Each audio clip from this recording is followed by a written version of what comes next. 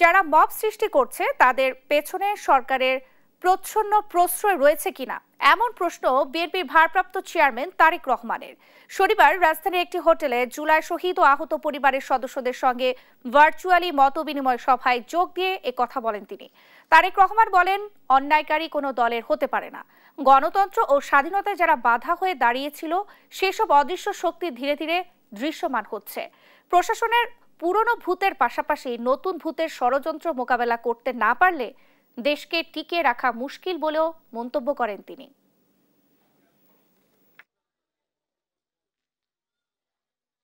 আমরা খুব আশ্চর্যের সাথে লক্ষ্য করেছি, যাকে দেখেছি আমরা স্ক্রিনে, যাকে দেখেছি হত্যা করছে, তাকে কেন সরকার এখন পর্যন্ত অ্যারেস্ট করেনি?